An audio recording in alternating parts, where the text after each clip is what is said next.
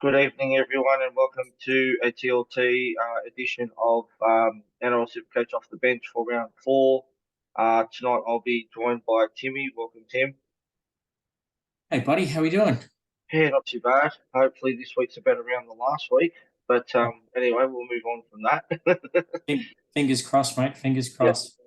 All right, so we'll just quickly run through the team changes. So Parramatta versus Panthers first. For Parramatta, Matto comes back in from suspension with Dory moving to the bench. Jack Murchie's out injured with hooker Brendan Hands to debut off the bench. For the Panthers, Scott Sorensen replaces Matt Lyson, who's on the interchange bench. Storm versus Tigers, Cam Munster returns from injury. And Jerome Hughes is out with suspension. So Jonah Pezet will replace him. For the Tigers, Adam Dewey shifts to fullback with Brandon Wakem named at 5'8", and Charlie Stain shifts to the wing, and Nofalim has been dropped. Alex Seifert replaces Joe O on the interchange bench. Dan Laurie's back on the interchange bench, and IPAP returns from suspension. For the Dolphins versus the Broncos, Felice Kafusi is out. I'm not sure who's replacing him yet because that still hasn't been confirmed. Jared Wallace returns from injury with Kurt Donahue dropping to the reserve. For the Broncos, they've got no changes. Cowboys versus Titans. Cowboys, Ruben Codd is out for, they saying, 2 to 4 weeks with a leg injury, replaced by Griffin Neme. James Tame joins the bench. And for the Titans, no changes. South versus Manly. Totola is out injured with Daniel Fafita to replace him in the starting side. Hamil Saleh is out with concussion with Blake Tapp coming onto the bench. And for Manly, no changes for them. For the Warriors versus Bulldogs, CNK returns from concussion, with Tane dropping to the reserves. Wade Egan is out with concussion, replaced by Freddie Lustick. Jackson Ford returns from concussion, replacing injured Mitch Barnett. For the Dogs, there's no changes there. For the Knights versus Raiders, Knights, Jalen Bradley returns from concussion. Phoenix Crossland dropped back to the bench. Leo Thompson moves from lock to prop, with Kurt Mann back into the side of lock. And Jack Etherington moves to the bench. Dom Young's been dropped, which is probably well overdue, with Greg Marzoo to replace him on the wing. For the Raiders, Josh Papali's back from injury, with M.A. Gullo dropping back to the interchange bench and Trey Mooney drops out. Zach Wolford replaces injured Danny Levi, with Tom Starling to remain on the bench. For Dragons versus Sharks, Dragons, Toby Couchman returns from HIA with Michael Mollo to drop to reserve. And for the Sharks, Nico Hines is back from injury, with Braden Trindle dropping back to the interchange bench, and Jack Williams drops to the reserves. Tim, anything of interest there at all? Obviously, Hines is a big in for the Sharks.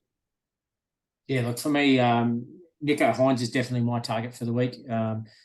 He's got his 2 biggest scores of all time for him personally against teams that he's playing over the next 2 rounds. He's got the tricky part is he's got the bye in 3 weeks' time.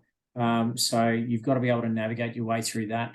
For me personally, he's definitely my target for the week, and that's the way that I'm trying to make things work to head. You want to try and do it in the least amount of trades possible. In most cases, everybody would have used a boost last week, or I would imagine most people certainly would have. So, yeah, look, if you can do it in 2 trades, it's probably worth it. If you're doing it in 3 trades, it's touch and go. But I think it's probably still the right move. Yeah, I'm gonna be death riding him on Sunday, mate. Not owning him, I'm gonna be pulling my hair out what I've got left of it. I'm pretty sure of it. So, yeah, That's just it, mate. I'm losing mine way too fast. I can't afford to be pulling it out from NRL players anymore. And you're probably not much different. no, that's exactly right. All right, we'll quickly go through the trade out. So number one on the list is James Tedesco. I'm trading him out this week. I think a lot of people are going to Reece Walsh, which I don't mind as a cash grab. I don't think he's a keeper. I think he's a 3 to 4 week cash grab. And then potentially moving him on to Garrick or something. Tim? Sorry, mate. Just give me 2 seconds. I'm just bringing it up. What was your last point? I was just saying most people would be going to this go to Walsh, but obviously it's a cash grab, 3 to 4 week cash grab. I don't see Walsh as being a keeper. Yeah, look, I I'm not convinced that Walsh is necessarily a keeper, but he's certainly a step up for the moment.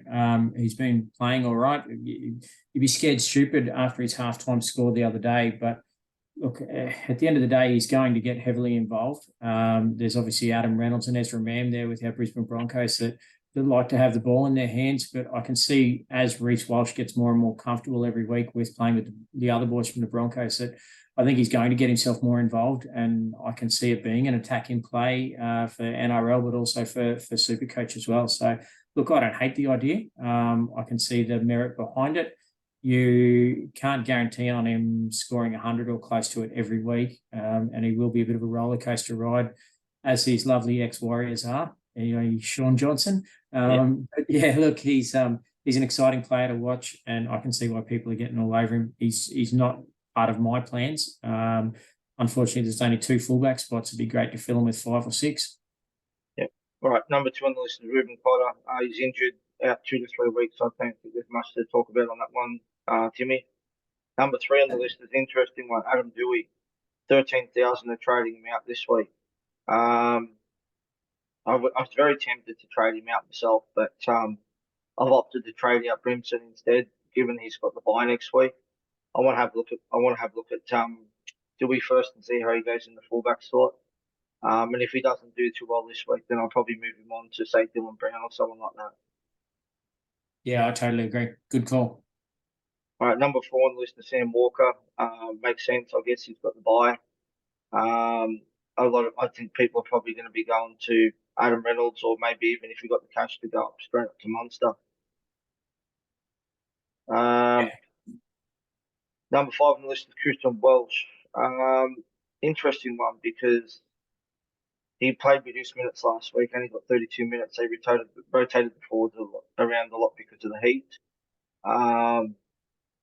Tim, would you be selling him? I mean, if I'm selling him, I'm upgrading him to a gun, and to go from Welsh to a half is going to cost you about 200k.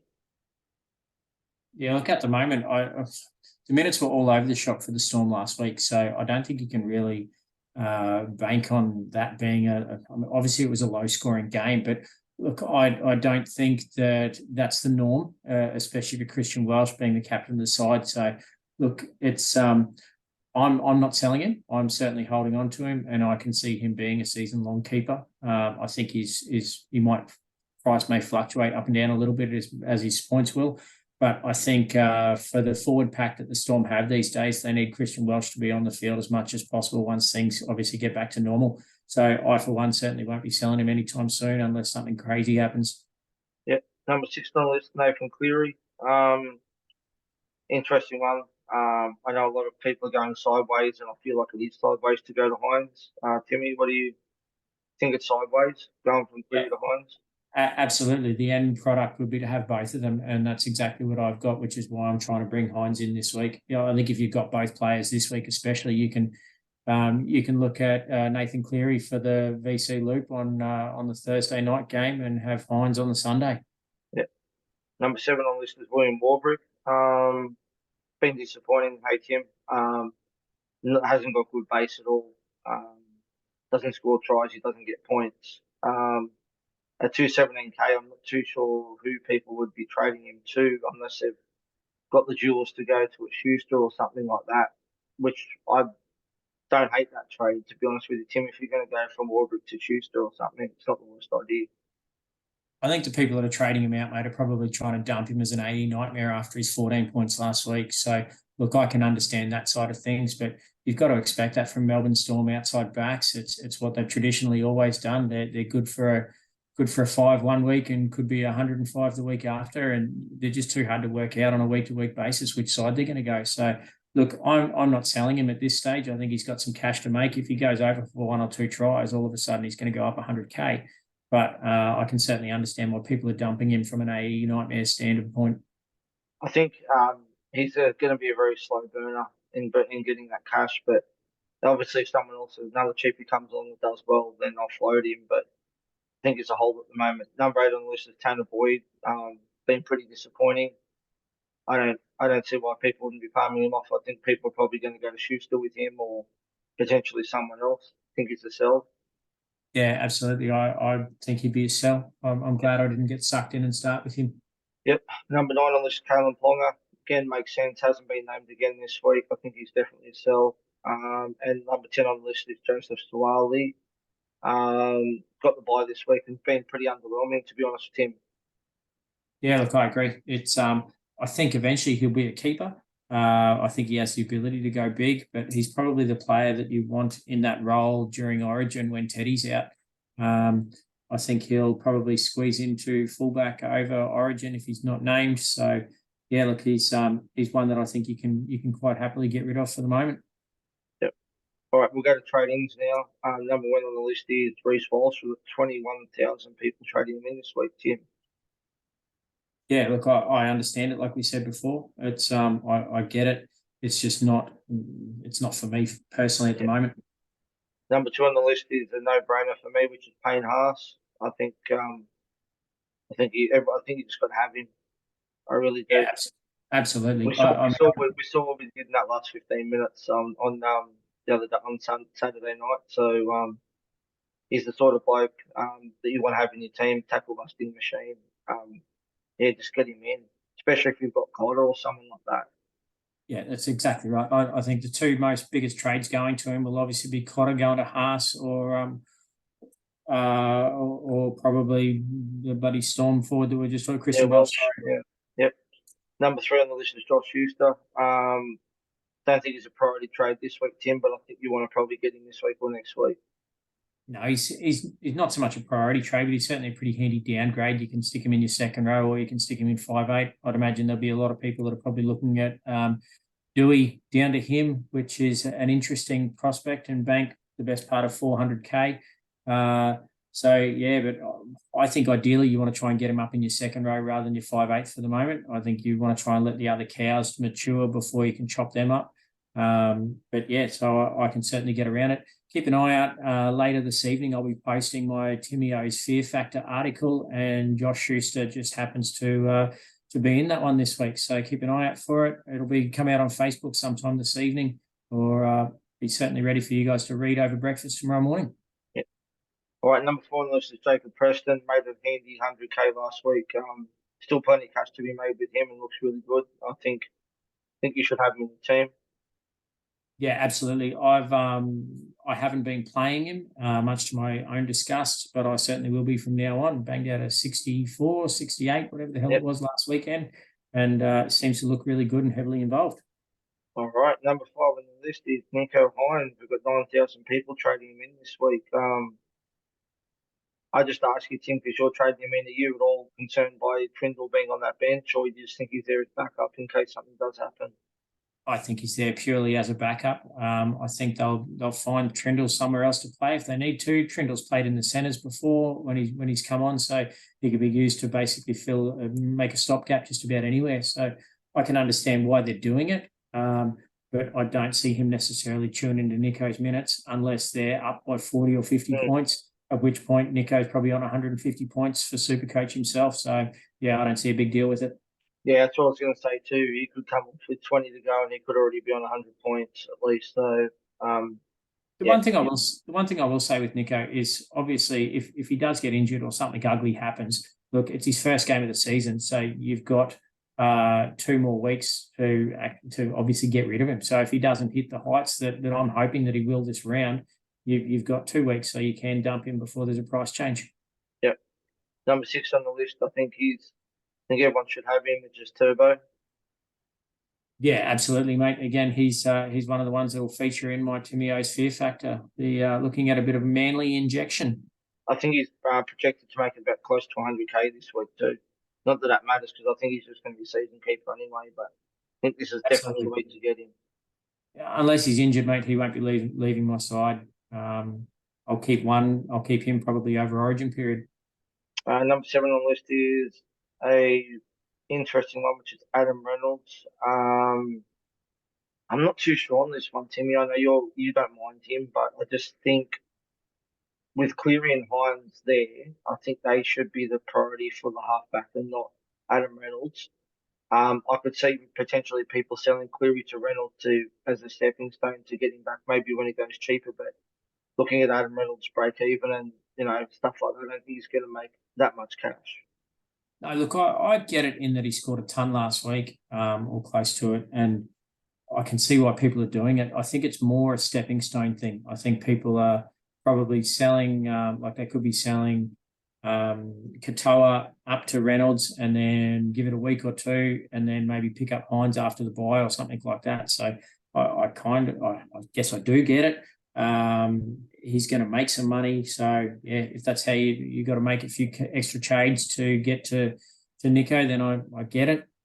I think it's probably burning trades for no real particular reason myself, but that's just my team dependent.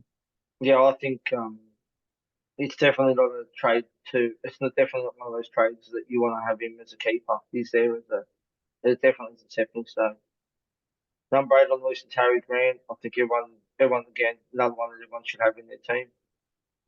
Absolutely, mate. I'm glad I started with him and the young fella from the Panthers. Yeah. Number 9 on the list is Terrell Sloan. Now that I've seen him on the list, that pretty, 5,000 I'll trade him in. I think Warbrick to Sloan may seem to be the popular trade this week. He seems to be ticking along okay. I'm not sold on him. Happy to sit back. For me, he's not a priority trade. I'd probably prefer not so much a Warbrick up, but I'd probably prefer someone like Isaac Thompson down. I think you can bank 50K there and use that 50K for a trade for an upgrade somewhere else. So I think you could go Thompson down to Sloan, bank the 50K and hopefully bank some points. Thompson's been pretty underwhelming so far. Yep. All right. Number 10 on the list is Tohu Harris. He's been pretty consistent lately. Got the dual position. Yeah, I like from what I've seen from him. He's going to be probably target trade for me at some stage, I reckon, given his dual. But I've gone for Haas this week. I just think he's priority for me over Harris, even though he's got the dual. Yeah, like I think at the moment, if you're on Tohu Harris, I think his best position as far as your Supercoach team's concerned is probably up in the front row. But yeah, I agree with you. I prefer Payne Haas myself, just that little bit higher upside. You're not going to get anything wrong from Tohu Harris. He's going to bank you like you can bank a 65 plus on him week in, week out, I think, as long as he gets the minutes. But yeah, look, I just like that higher upside from Payne Haas for a similar price. Yeah. All right. Well, that's it for the TLT for this week. Thank you all for tuning in, and we'll see you on Sunday night for our round wrap of round 4. Have a good night, everyone. Bye. Thanks very much, ladies and gents. Enjoy the rest of your week.